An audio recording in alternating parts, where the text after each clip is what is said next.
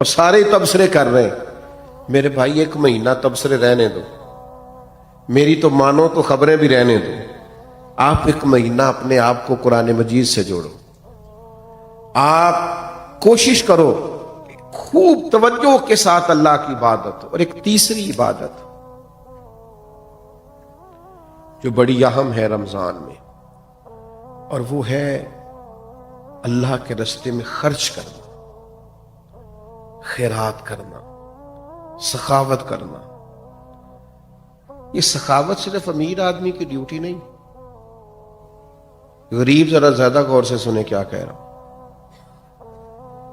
نبی پاک علیہ السلام نے فرمایا تم ایک کھجور اللہ کے راستے میں دیتے ہو نا، ایک کھجور، پھر سنو کیا عرض کر رہا ہوں، ایک کھجور تم اللہ کے راستے، کیا مثلا قیمت ہے آج ایک کھجور کی، اور ہمارے ہاں کیا حیثیت ہے. فرمایا ایک کھجور جب تم اخلاص کے ساتھ اللہ کے راستے میں دیتے ہو، اللہ تبارک و تعالیٰ اسے قبول فرما کے اپنے سیدھے دستے مبارک میں لیتا ہے جو اس کی شان کے لائق. اور فرمایا تمہاری اس ایک کھجور کی اللہ نشو و نما کرتا ہے، اسے پالتا ہے، بڑا کرتا ہے. فرمایا وہ ایک کھجور اللہ تعالیٰ پہاڑ کے برابر کر دیتا ہے. اور ایک یہاں تو ایک کھجور کی بات ہے نا، ایک حدیث میں حضور نے فرمایا دوزخ سے بچ جاؤ چاہے کھجور کا ایک ٹکڑا صدقہ کر کے بچ جاؤ، لیکن دوزخ سے بچ جاؤ.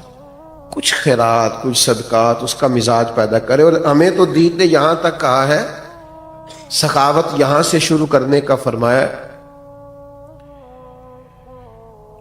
کہ گوشت بناؤ تو شوربہ زیادہ کر لیا کرو، پڑوسیوں کو بھی شامل کر لو. نبی کریم علیہ السلام نے فرمایا شوربہ ذرا زیادہ کر لو اور پڑوسیوں کو شامل کر لو. کچھ لوگ سخاوت کا مزاج نہیں رکھتے، وہ کہتے ہیں میں خود بڑا غریب ہوں. او بھائی بانٹنے کا مزاج تو بنائے، اللہ عطا بھی کرے گا. 2 آدمیوں کا کھانا 3 آدمی کھا سکتے ہیں، 3 کا 4 آدمی کھا سکتے ہیں. ہم نے دیہاتوں میں وہ بزرگ بھی دیکھے جو صرف اپنی پکی ہوئی افطار لے کے مسجد میں چلے جاتے تھے، کہتے تھے شاید کو مسافر بھی آ جائے تو میں شامل کر لوں گا. صرف اپنے لیے جو افطار کا سامان تھا اسی کو ذرا بڑھا کے لے جاتے کہ مسجد میں جا کے کھولتا ہوں روزہ، شاید وہاں مجھے کوئی مسافر مل جائے. سخاوت مال سے ہوتی نہیں اگر بندے کا دل بڑا نہ ہو تو، صرف پیسوں سے نہیں ہوتی اگر ظرف بڑا نہ ہو تو. اور بندہ غنی ہمیشہ دل کا ہوتا ہے. کتب احادیث میں پورا باب ہے کہ بندہ دل کا غنی ہوتا ہے. اس لیے درویش نے کہا تھا مالاں والے سخی نہیں ہوندے تے سخیاں کول مال نہیں ہوندا. مالاں والے سخی نہیں ہوندے تے سخیاں کول مال نہیں ہوندا. ہاں ایتھے اوتھے دوویں جہانی سخی کنگال نہیں ہوندا. یہ مت سمجھنا پھر اس کے پاس ہوتا کچھ نہیں، وہ کرتا سخاوت ہے، پر کیا بات وہ کنگال نہیں ہو سکتا، ہر وقت اس کی جیب بھری رہتی. میرے بھائی خوب سخاوت کریں. نبی پاک علیہ السلام نے فرمایا کسی کو روزہ افطار کراؤ، جتنا ثواب اسے رکھنے کا ملے گا اتنا تمہیں افطار کرانے کا ملے گا. اور فرمایا یہ تو اس کے لیے بیان کیا جو صرف ایک گھونٹ پانی سے یا ایک کھجور سے افطار کرائے. جو پیٹ بھر کے کھلائے اس کا تو اجر وراء الورا. نبی پاک علیہ السلام کی سخاوت رمضان میں بڑھ جاتی تھی. حضور قیدیوں کو رہا کرتے، بانٹتے، زیادہ سے زیادہ دیتے اللہ کے راستے میں. لیکن ہمارے ہاں سیاسی افطاریاں ہوتی ہیں. سیاسی یعنی اپنے اپنے تعلق والوں کو بلایا کسی VIP جگہ پہ، اور وہاں جناب بہترین اچھے کھانے بوفے شوفے لگائے. تو جو غریب بیچارے جن کا حق بنتا تھا، جن کے لیے ضرورت، وہ مجھے بچے کہنے لگے ہم روز دسترخوان لگاتے ہیں، بڑے لمبے خرچے ہیں. تو میں نے کہا بتاؤ کبھی کوئی امیر بھی آ کے بیٹھا ہے تمہارے دسترخوان؟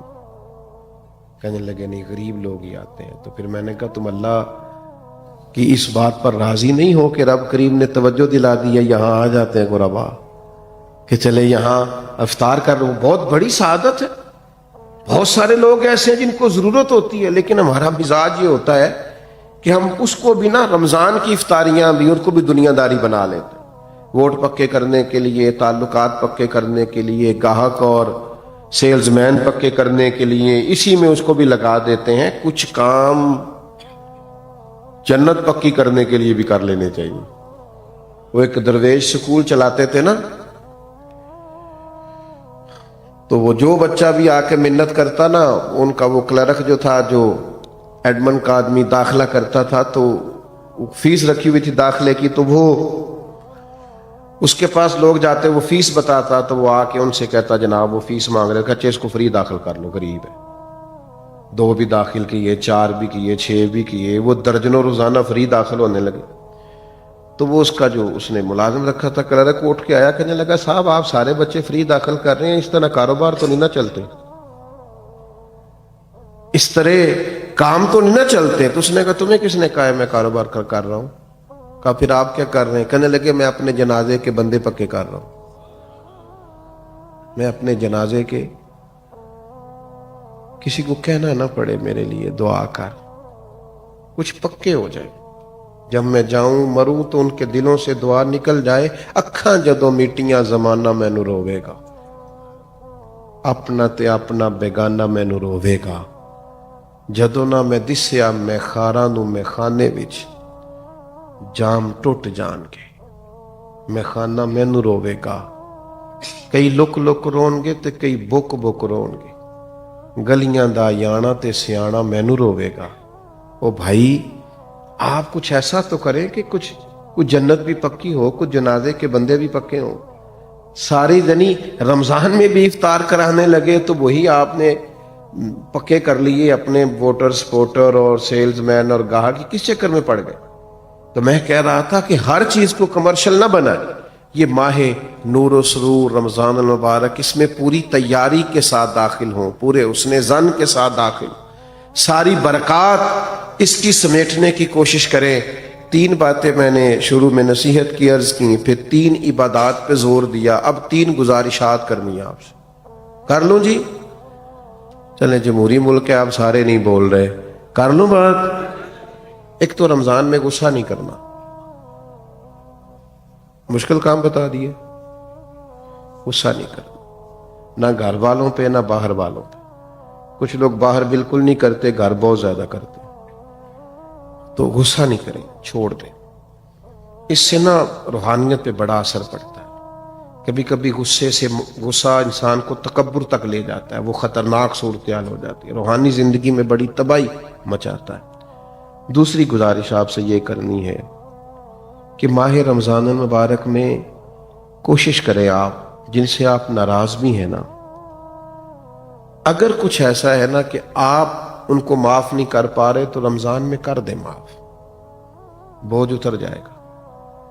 آپ تو معاف کر کے جائیں نا اللہ کی بارگاہ میں, آپ تو گنجائش پیدا کریں نا, آپ نے روزے رکھنے اللہ کے حضور حاضر ہونا, معاف کر دیں. یہ معافی بڑی برکت والی چیز ہے, کلیجہ ٹھنڈا ہو جاتا ہے. بدلہ لے کے انسان تنگ ہوتا ہے, انتقام لے کے اور زیادہ گھٹن فیل ہوتی, لیکن معاف کرنے سے سکون پیدا ہوتا ہے, ٹھنڈک محسوس ہوتی ہے. تیسری میری گزارش آپ سے یہ ہے, رمضان المبارک میں لوگوں کے لیے آسانیاں کرنے کی کوشش کریں. خود سے محسوس کر لیں کہ کہاں آپ کی ضرورت ہے اور آپ وہاں پہنچ جائیں. اگر آپ کہیں نماز پڑھنے کے لیے بھی جاتے ہیں تو ایثار کا مظاہرہ کریں, دوسروں کو گنجائش دے دیں, دوسروں کو موقع دے دیں. اگر آپ کا کہیں لین دین ہے اور سامنے والا تنگ دست ہے تو اس ماہ مبارک میں کم از کم اس کے لیے آسانی رکھیں, گنجائش کریں. جس حد تک ہو سکے دوسروں کو تکلیف سے بچائیں. آہستہ آہستہ نہ کچھ شدتیں سی پیدا ہو گئی ہیں مسلمانوں کے دلوں میں, اپنی ذات کے لیے رنجشیں بڑھ گئی ہیں. خوبصورت ترین لوگ بھی بعض اوقات حالات کے تقاضوں کی وجہ سے اس طرح کا معاملہ کرتے ہیں جو ان کی شخصیت کے ساتھ میچ نہیں کرتا. محسوس ہوتا یار تو بڑا عظیم آدمی ہے, تیرا نہیں بنتا یوں کرنا, تو بہت بڑے قد کاٹ کا آدمی ہے, تیرا معیار بڑا بلند ہے, تیرا نام بڑا اونچا ہے, تیری سوچیں اور تیرے وچار بڑے پائے کے ہیں, تجھے اس طرح نہیں کرنا چاہیے. رمضان شریف بہت بڑی تربیت کا ماہ مبارک, کوشش فرمائیں اس میں کہ آپ درگزر سے کام لیں, آپ آسانی کریں, آپ کوشش کریں کہ کسی شخص پر بوجھ نہ بنے. میں تراویح پڑھنے کے لیے لوگ آیا کرتے تھے، تو ایک دفعہ حافظ صاحب سے نا کچھ ان کو مشابہ زیادہ لگے سنانے میں، تو ایک دوست کہنے لگے کہ میں نے ان سے بات کرنی ہے۔ میں نے کہا آج نہ کرنا۔ کہنے لگے کیا مطلب؟ میں نے کہا آج آپ نے بات نہیں کرنی، اس لیے کہ وہ پہلے خود بڑے ڈسٹرب ہیں، وہ جو زیادہ لگے ہیں نا ان کو درمیان میں جا کے، وہ پچھلوں کی انہوں نے ٹینشن لی ہے کہ میں تو اتنا یاد کیتا سی یہ کی بڑے ہیں، تو آپ کو نہیں پتا تو بوجھ کیوں بنے ہم کسی کی طبیعت پہ۔ تو آج نہ سارے ان کو شاباش دے کے گزر جاتے ہیں، تو کل بات کریں گے۔ تو اللہ نے فضل کیا، کل ایسا ہوا ہی کچھ نہیں۔ تو ہم بعض اوقات اتنا پریشرائز کر دیتے ہیں بعض چیزوں کو کہ جب کوئی بندہ پریشر میں آ کے کوئی کام کرتا ہے تو صحیح بھی کرنا ہونا تو اسے غلط ہو جاتا ہے۔ تو تھوڑی گنجائش دینی ہے، لوگوں کے لیے آسانی کرنی ہے، کہیں بس اسٹاپ پہ، کہیں خریداری کے لیے جائیں، کسی جگہ بھی تھوڑی گنجائش دیں کہ جناب آپ پہلے کر لیں، میں انشاءاللہ کر لوں گا، میرے پاس وقت ہے، ٹائم ہے۔ تھوڑا سا حوصلہ بڑا کر کے جئیں، جینے میں مزہ آئے گا، لطف اور سرور حاصل ہوگا۔ یہ بڑی خوبصورت بزم سجائی گئی اور پھر اتنے خوبصورت عنوان پر کہ ہم نے ان چیزوں میں سے ایک بہت بڑی چیز ہے انسان کی سوچ، اس کا گمان۔ اگر انسان کی سوچ اچھی ہو، خیالات مثبت آتے ہوں اور وہ گمان اچھا رکھتا ہو تو اس کی زندگی بہت ساری خوشیوں سے بھر جاتی ہے۔ لیکن اگر اس کی سوچیں اس کے کنٹرول سے بہت دور نکل جائیں، بدگمانیوں کا ہر وقت غلبہ ہو، مایوسی کی، پریشانی کی اور الجھی ہوئی سوچیں ہر وقت اس کے پیچھے رہتی ہوں، تو انسان زندگی میں جو اس کے پاس نعمتیں موجود ہوتی ہیں ان کا بھی لطف نہیں اٹھا پاتا۔ وہ تیزی سے مایوسیوں کی طرف بڑھتا ہے، کمزوریوں کی طرف بڑھتا ہے۔ ہم نے دیکھا ہے کچھ لوگوں کی گفتگو سننے کے بعد اندازہ ہوتا ہے کہ ان کی نظر میں شاید کوئی آدمی بھی اچھا نہیں رہا، کوئی بھی نیک جذبات کے ساتھ میدان عمل میں موجود نہیں رہا، معاذ اللہ دنیا کے اندر شر ہی شر پھیل گیا ہے، برائی ہی برائی عام ہو گئی ہے۔ حالانکہ نبی کریم علیہ السلام نے فرمایا میری امت کبھی گمراہی پر جمع نہیں ہوگی، یہ ہو نہیں سکتا کہ سارے لوگ برے ہو جائیں، لیکن بدگمانیوں کے غلبے، بری سوچیں اور بکھرتی ہوئی سوچیں اور ٹوٹتے بکھرتے خیالات اور ناپختہ ارادے، کمزور ارادے، یہ لوگوں کو بہت زیادہ پریشان کر دیتے ہیں اور مایوس کر دیتے ہیں۔ اللہ تعالیٰ نے قرآن مجید کے اندر ارشاد فرمایا کہ یا ایھا الذین آمنوا اجتنبوا کثیرا من الظن ان بعض الظن اثم۔ فرمایا اے ایمان والو بہت سارے گمانوں سے بچو، بہت سارے گمانوں سے تو ویسے ہی اجتناب کرو، بہت ساری سوچوں سے تو ویسے ہی بچو۔ ان بعض الظن اثم، بے شک بعض گمان گناہ ہے۔ بہت سارے گمانوں سے، بہت ساری سوچوں سے، بہت سارے برے خیالات سے تو ویسے ہی اجتناب کرنا چاہیے، قریب ہی نہیں آنے دینا چاہیے۔ یہ ہمارے رب کا ہمارے لیے ارشاد ہے، یہ کریم رب کا ہمارے لیے یہ فرمان ہے۔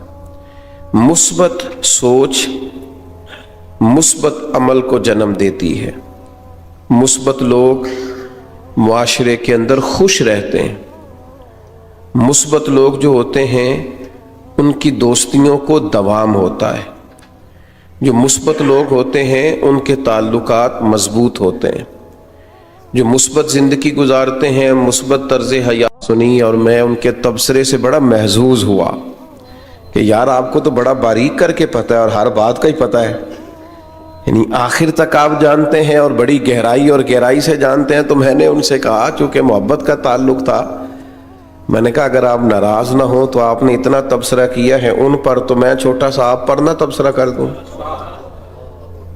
تو وہ کہنے لگے کر دیں. تو میں نے کہا ویسے کافی عرصے سے میرا آپ سے تعلق ہے، اگر وہ معروف ہیں تو دل آپ کا بھی بہت کرتا ہے معروف ہونے کو، اور اگر وہ واقعی اسی طرح ہوئے ہوتے نا جو آپ بتا رہے ہیں تو پیچھے آپ نے بھی نہیں رہنا تھا، کیونکہ آپ کو سارا ہی پتہ ہے وہ کیسے ہوئے، پھر ہو آپ نے بھی جانا تھا. یہ سارے طریقے آپ کو آتے ہیں جو آپ تبصرہ کر رہے ہیں نا، جو آپ گہرائی بیان کر رہے ہیں، اور ہر نقطے پر آپ رائے رکھتے ہیں، تو آپ نے بھی مشہور ہو جانا تھا، معروف ہو جانا تھا، بات بڑی دور نکل جانی تھی. تو کہنے لگے پھر آپ کا کیا خیال ہے؟ تو میں نے کہا میرا خیال یہ ہے کہ وہ کسی درویش نے لکھا ہے کہ غبارے بیچنے والا دروازے پہ آ گیا تو ایک چھوٹا سا بچہ باہر نکلا، اسے نہیں پتا تھا کہ غبارے میں ہوا اور گیس بھری ہوئی ہے، تو اس نے 1 روپے کا غبارہ خریدا تو غبارہ ہوا میں اڑ گیا. تو بچے کے لیے بڑی انوکھی بات تھی، وہ بڑا حیران اور خوش ہوا. تو کہنے لگا چچا یہ کالا غبارہ اڑ گیا، نیلا بھی اڑتا ہے؟ اس نے کہا بیٹا 1 روپیہ دو اڑ جائے گا. اس نے روپیہ دیا، اس نے دھاگا توڑا، غبارہ اڑ گیا. اس نے کہا تو یہ ہرے والا بھی اڑتا ہے؟ اس نے کہا ہاں اڑتا ہے. تو وہ فقیر کہتے ہیں میں دور کھڑا دیکھ رہا تھا، جب وہ بچہ کافی سارے روپے خرچ کر چکا تو میں قریب گیا اور میں نے جا کے کہا بیٹا تو گمان ٹھیک کر، نہ ہرا اڑتا ہے، نہ نیلا اڑتا ہے، نہ پیلا اڑتا ہے، بس جس کے اندر کوئی چیز ہوتی ہے وہ اڑتا ہے. اگر کوئی اندر چیز ہوگی تو پھر اڑ جائے گا، ورنہ اس غبارے کے اندر جو چیز ہے وہ نکال دی جائے تو یہ اڑ سکتا نہیں ہے. تو گمان درست رکھنے کی ضرورت ہے، کوئی صلاحیت پیدا کرنے کی ضرورت ہے. یہ گھر بیٹھ کر کے تبصرے کرنا اور بدگمانیاں کرنا اور اپنے لہجے کو بے وضو کرنا یہ درست نہیں ہے. اگر آپ کے اندر کوئی صلاحیت ہے، کوئی خوبی ہے تو اللہ تعالیٰ بڑا کریم ہے، وہ فضل فرمانے والا ہے، لیکن بدگمانی نہیں، بری سوچ نہیں، برے خیالات نہیں، برے تصورات نہیں. آپ کسی کے حال کو اچھے حال پر محمول کر سکتے ہیں تو ضرور کریں. کسی بات کی کوئی اچھی تعبیر بیان کی جا سکتی ہے تو ضرور کریں. ہمارے ارد گرد بدگمانیوں کا دور دورہ ہے، بری سوچیں ہیں، لوگوں کے بارے میں ہم کمزور ہو گئے. اچھی بھلی خیر کرنے والے بھی ہمیں خیر کرنے والے محسوس نہیں ہوتے. بہت سارے بھلائی کے کام کرنے والے بھی ہمیں بھلائی کے کام کرتے ہوئے محسوس نہیں ہوتے. بہت سارے لوگ جن کی ظاہری کیفیت یہ ہے کہ وہ سنت اور شریعت کے پابند ہیں، ان کے بارے میں بھی ہم دھوکہ دہی کا فتویٰ دیتے ہوئے ذرا احساس پیدا نہیں کرتے. اچھی سوچیں، اچھے گمان، اچھے خیالات، خوبصورت تصورات. اللہ نے بڑی حسین دنیا بنائی. اس زمانے میں بڑے خوبصورت رنگ بھرے ہیں کریم رب نے. اس کی قدرت کے جگہ جگہ کرشمے ہیں. اس نے بڑے خوبصورت انسان بنائے ہیں، بڑے پاکیزہ لوگ مرتب فرمائے. تو اللہ کی مخلوق میں سے حسن کو تلاش کرنا، اس کی کائنات میں سے خوبصورتیوں کو ڈھونڈنا، گمان بڑے اعلیٰ رکھنا. کیا خوبصورت جملے ہیں مسلم شریف میں. حضور فرماتے ہیں اچھا سوچنا بھی اچھی عبادت ہے، اچھا گمان بھی اچھی عبادت ہے. آپ کچھ نہ کریں، محض اچھا سوچیں، اچھا گمان کریں، اچھی رائے دیں، مثبت رویہ آپ یقین کریں ڈھیر سارے لوگ بیٹھے ہوتے ہیں کسی جگہ اور وہ کوئی کسی بادشاہ نے کہا کہ اس نے بہت بڑا جرم کیا ہے اور مجھے دھوکہ دیا ہے، تو اب بتاؤ اس کے ساتھ کیا کرنا ہے.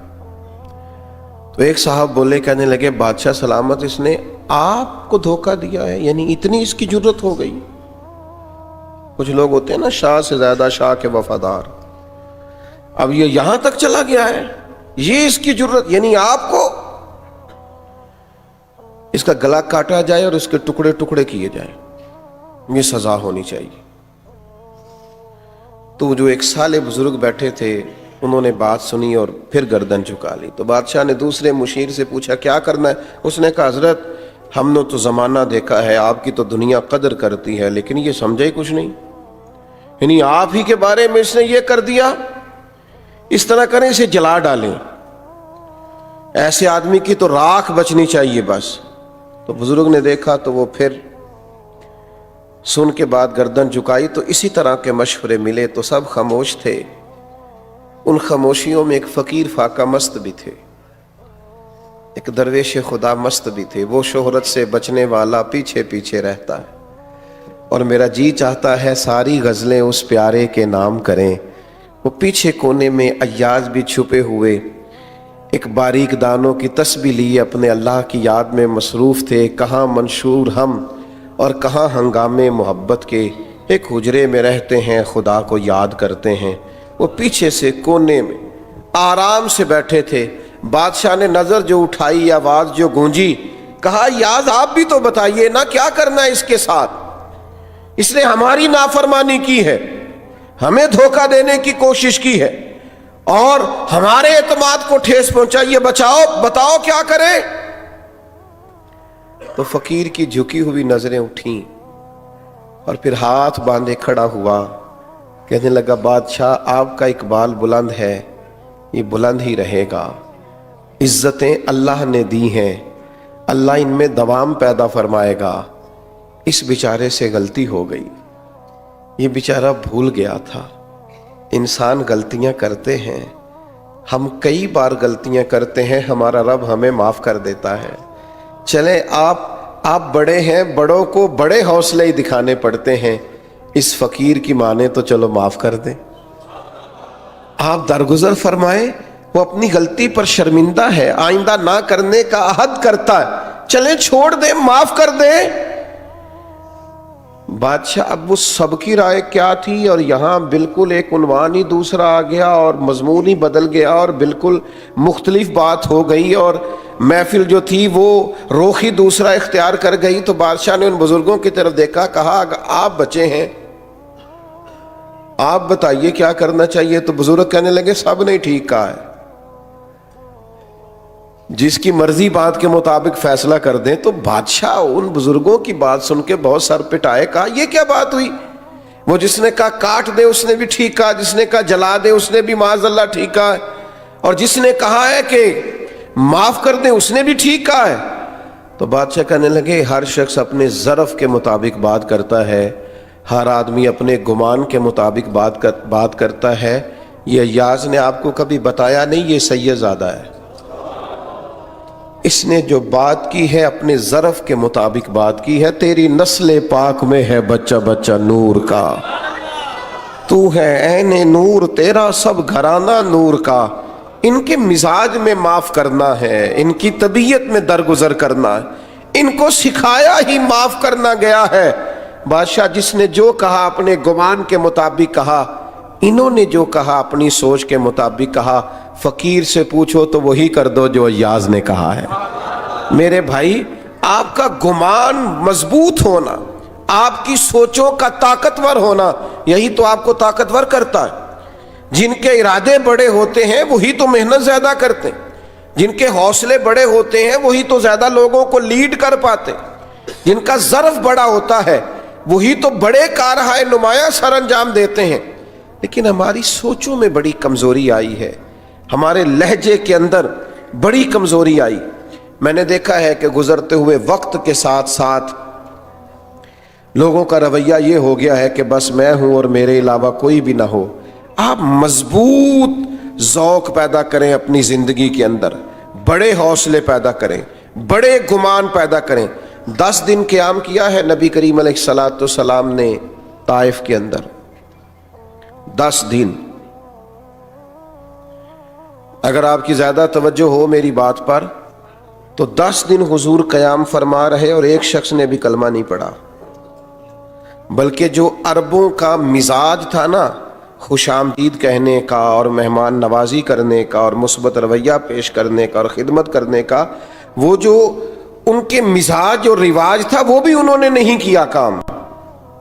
10 دن حضور کا قیام رہا، الٹا انہوں نے پتھر مارے، اوباش نوجوانوں کو معاذ اللہ پیچھے لگا دیا، بہت ساری ذہنی اعصابی اور جسمانی تکلیف دی۔ اتنے سخت رد عمل کے بعد نبی کریم علیہ السلام ایک باغ میں تشریف لے آئے، کریم تشریف فرما ہے، غلام ساتھ ہیں۔ غلام عرض گزار ہوئے یا رسول اللہ صلی اللہ تعالی علیہ وسلم، جو روایتی اخلاق ہے عرب کا یہ تو اس سے بھی بہت عاری نکلے، حضور اتنی تکلیف دی، آپ کرم نوازی فرمائیں، ہاتھ اٹھائیں، دعا کریں یہ برباد ہو جائیں، آپ بندہ نوازی فرمائیں، ان کے لیے دعائیں ضرر کریں، تباہ ہو جائیں یہ۔ حضور فرمانے لگے کر دو دعا، یا رسول اللہ کر دیجئے۔ تو محبوب نے ہاتھ اٹھائے، کہا اے اللہ انہیں ہدایت عطا فرما، یہ جانتے نہیں یہ کیا کر رہے ہیں، انہیں شعور نہیں یہ کیا۔ آپ چھوٹے بچے کے بارے میں کہتے ہیں نا، ابھی بچہ اسے تو پتہ ہی نہیں، اس کا شعور ہی نہیں، سوچ ہوتی ہے نا ایک کہ بھئی بچہ ہے، نادان ہے، اسے کیا خبر ہو۔ تو کریم اللہ کے حضور عرض کرتے مالک انہیں شعور ہی نہیں ہے، انہیں پتہ ہی نہیں ہے یہ کیا کر رہے ہیں، تو انہیں ہدایت کا نور عطا فرما، تو ان کے حق میں فضل والا فیصلہ فرما۔ جب دعا ختم ہو گئی تو غلام عرض گزار ہوئے، یا رسول اللہ صلی اللہ تعالی علیہ وسلم، ایک شخص نے بھی کلمہ نہیں پڑھا اور ان کا رویہ ہمارے ساتھ انتہائی سخت اور ترش رہا، لیکن حضور آپ نے پھر بھی ان کے لیے دعا فرمائی اور ہدایت کی دعا کی، حالانکہ ایک بھی نہیں مانا۔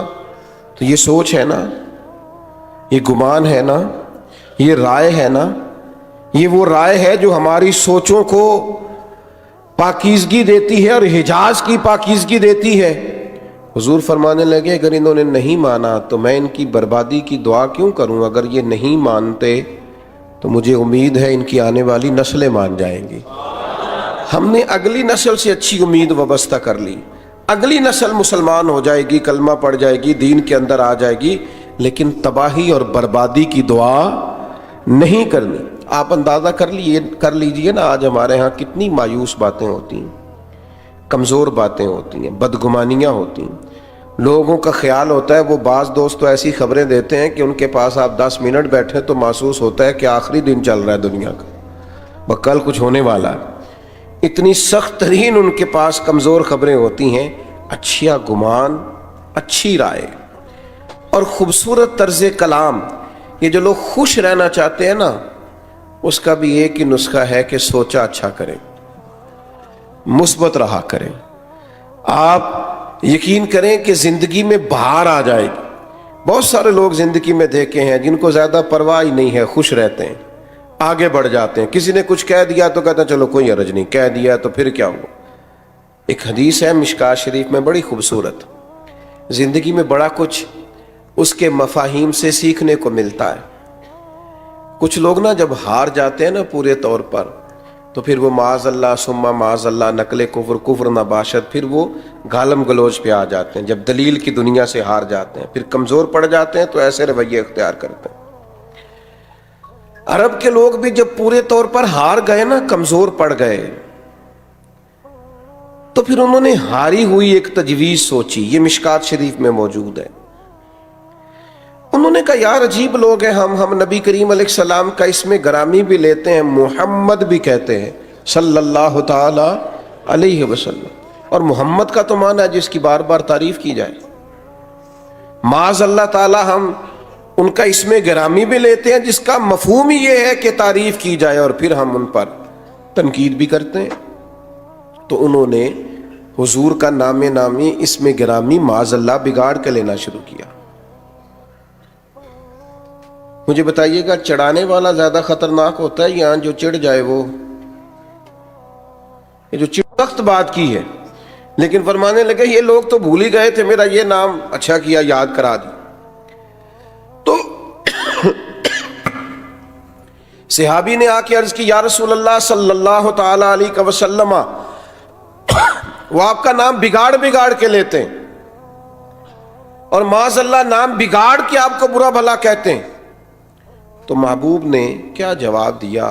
وہ بڑے پریشان تھے، اور جب آئے تھے تو ان کے لہجے کے اندر بڑی سخت قسم کی گرانی تھی کہ یہ ان کی جرت اور اس طرح کا ان کا رویہ۔ بڑی تکلیف میں تھے، پریشانی میں تھے، مایوس تھے، اور ان کے لیے سخت رائے رکھتے تھے۔ حضور نے کیا فرمایا؟ فرمایا یشتمیون مزمما ویلعنون مزمما وانا محمد صلی اللہ تعالی علیہ وسلم۔ فرمایا وہ کسی مزمم کو برا بھلا کہتے ہوں گے، کسی مزمم کو گالی دیتے ہوں گے، مجھے تو اللہ نے محمد بنا کے بھیجا ہے، میں تو محمد ہوں۔ پتہ نہیں کس کی بات کر رہے ہیں۔ جب آپ اس سوچ کے مطابق چلیں گے تو زندگی بڑی خوبصورت گزرے گی۔ جب آپ کا خیال ہوگا نا پتہ نہیں وہ کس کی بات کر رہا تھا، نہ جانے وہ کس کے بارے میں یہ تبصرہ کر رہا تھا، آپ خوش ہو جائیں گے۔ لیکن ہم کیا کرتے ہیں؟ وہ دو لوگ بیچارے جو دور کھڑے ہیں نا، وہ مفت میں ہم کھینچ کے لے آتے ہیں کہ میرے خلاف ہی باتیں کر رہے ہیں۔ او بھائی آپ اتنے اہم نہیں ہیں، ان کو کوئی اور کام بھی ہو سکتا ہے، وہ کوئی اور گفتگو کر رہے تھے، آپ کو کیوں ایسا لگتا ہے کہ سارا زمانہ آپ ہی کو ڈسکس کرتا ہے؟ اور بھی غم ہے زمانے میں محبت کے سوا، اور بھی بڑے کام ہیں لوگوں کو کرنے کے، آپ کو کیوں ایسا محسوس ہوتا ہے کہ سب آپ ہی کی بات کرتے ہیں اور سب آپ ہی کا ذکر کرتے ہیں؟ ڈھیر سارے لوگ ہیں جو آپ کو جانتے بھی نہیں ہیں، شمار بھی نہیں کرتے ہیں، دنیا کہیں اور بستی ہے، کسی اور جگہ پہ لوگ چیزوں کو دیکھتے ہیں۔ اچھا گمان رکھیں، اچھا سوچا کریں، اچھی رائے دیا کریں، مثبت طرز زندگی اپنائیں، خیر والا معاملہ کریں۔ ہمارے بزرگوں نے یہاں تک بیان کیا ہے کہ آپ باہر گلی میں نکلے اور عین نماز پڑھ کے آپ نکلے تو آپ کو ایک نمازی اور نیک اور صالح اور دیندار آدمی باہر سے آتا ہوا دکھائی دیا، یہ گمان مت کریں کہ دیکھو جی اس نے جماعت سے نماز ہی نہیں پڑھی۔ یہ گمان کریں کہ ہو سکتا ہے وہاں پڑھ کے آ رہا ہو جہاں 15 منٹ پہلے ہو جاتی ہے۔ آپ اچھا کیوں نہیں سوچتے؟ مثبت رائے کیوں نہیں رکھتے؟ آپ خیر والا معاملہ کیوں نہیں کرتے؟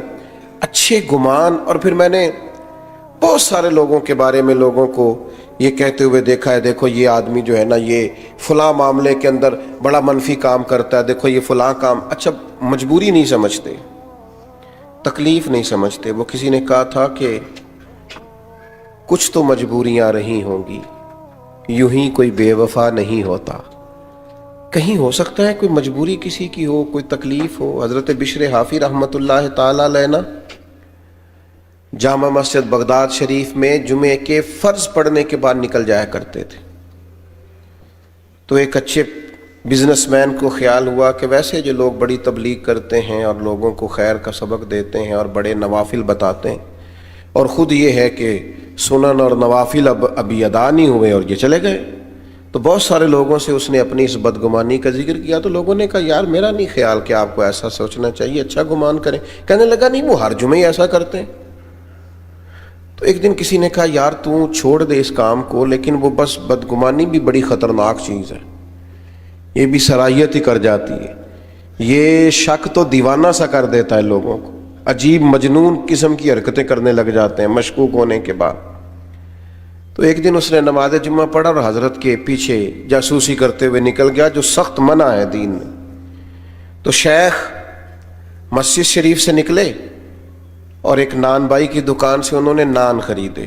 تو پھر ایک اور بدگمانی کی، کہنے لگا اچھا بھوک بڑا تنگ کرتی ہے اس لیے سنتیں چھوڑ دی، اس لیے نوافل چھوڑ دیے۔ پھر حضرت نے ایک جگہ سے کباب لیے تو کہا دیکھو عمر دیکھو اور ان کے ذائقے دیکھو، کس عمر میں بدگمانی پہ بدگمانی۔ لیکن تھوڑا سا شیخ تیز قدموں سے چلے اور ایک آبادی ختم ہوئی تو ایک بے آباد سی جگہ آئی، اور پھر تھوڑا سا آگے بڑھے تو ایک کچا سا گھر آیا۔ حضرت شیخ نے دروازہ جو کھولا تو سامنے پلنگ پر ایک فالج زدہ معذور مریض پڑا ہے۔ شیخ دوڑ کر کے گئے، پہلے اس کو سیدھا کیا، پھر پیالے میں پانی لے کے اس کا منہ دھویا، اور پھر وہ کباب توڑ کے لقمہ بنا کر کے اس کے منہ میں ڈالا، اور پہلا لقمہ ڈالتے کہنے لگے معاف کر دینا، جمعے کو مجھے آتے ہوئے دیر ہو جاتی ہے، ابھی تو میں نے سنتیں بھی پڑھنی، ابھی تو میرے نوافل باقی ہیں، لیکن آپ کی بھوک تیز نہ ہو جائے میں دوڑ آیا۔ شخص کہتا ہے باہر کھڑا تھا، یوں لگ رہا تھا کہ جیسے میری ٹانگیں میرے وجود کا بوجھ نہیں اٹھا رہی، کانپ رہا ہوں۔ میں کیا سمجھتا تھا، یہ کیا نکل آیا؟ جس کو میں نے اتنی بری چیز سمجھا تھا، شیخ کیا اتنا بڑا کارنامہ نکل آیا۔ حضرت اس کو کھانا دے رہے تھے تو وہ معذور رو پڑا، کہنے لگا بشر آپ کب تک آئیں گے؟ 14 سال بیت گئے میری ڈیوٹی اٹھائے ہوئے، میرے تو اپنے بھی مجھے چھوڑ گئے۔ تو حضرت بشر نے ان کے آنسو پونچھ کر کے فرمایا آپ کا کیا خیال ہے، یہ جو میری معاشرے میں عزت ہے یہ میری کثرت عبادت سے ہے؟ یہ تو میں آپ کی خدمت کرتا ہوں تو اللہ نے مخلوق کے دلوں میں میری محبت پیدا فرما دی۔ او میرے بھائیوں، اچھا گمان، اچھی سوچیں، اچھے رویے، اچھی رائے، اور اچھا مشورہ اس کو اپنی زندگی میں اپنائیے۔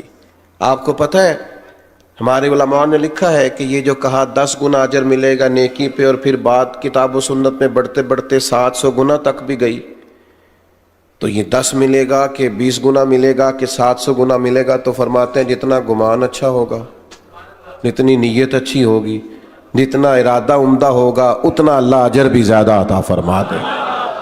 لیکن شرط یہ ہے کہ ہم برے گمان سے بچیں، برے ذہن سے بچیں، بری سوچوں سے بچیں۔ یہ ہماری طبیعت کو بھی اچھا رکھیں گی، ہمیں لوگوں سے پیار بھی ہو جائے گا، نفرتیں بھی ہمارے دلوں سے نکلیں گی، ہماری رائے بھی اچھی ہوگی، اور سب سے بڑی بات یہ ہے کہ سوسائٹی میں پیار پھیلے گا، معاشرے میں محبت بڑھے گی، ہم ایک دوسرے کے قریب آئیں گے۔ لیکن اگر ہم اپنی سوچوں اور گمان کو اس طرح کا صاف ستھرا نہیں کریں گے، پھر ظاہر ہے کہ ہمیں بڑے بڑے اچھے، بڑے بڑے خوبصورت، بڑے بڑے علماء، بڑے بڑے فقہا، ان میں بھی معاذ اللہ لوگوں کو خیر نظر نہیں آتی۔ پھر ماحول ایک ایسی طرف چلا جائے گا جس میں بہرحال تکلیف اور گھٹن پیدا ہوگی۔ تو رمضان المبارک میں انسان کا دل بڑا ہلکا پھلکا ہو جاتا ہے، اللہ تبارک و تعالیٰ اس کو بڑا باطنی سرور اور کیف عطا کرتا ہے، اس کی کیفیات بڑی خوبصورت ہوتی ہیں۔ تو جہاں تقوی کا اور بہت سارا نور ہم حاصل کر رہے ہوتے ہیں، وہاں اس چیز کو بھی اپنانے کی کوشش کریں کہ اچھی سوچوں کی پریکٹس کریں، اچھے گمان ان دنوں میں اپنی طبیعت میں پیدا کریں، تاکہ ہمیں اللہ کی مخلوق اچھی لگے، تاکہ ہمیں خیر نظر آئے۔ اللہ تبارک و تعالی سمجھنے کی، عمل کرنے کی اور دین کی طرف لوٹ آنے کی توفیق عطا فرمائے۔ آخر دعوانا الحمدللہ۔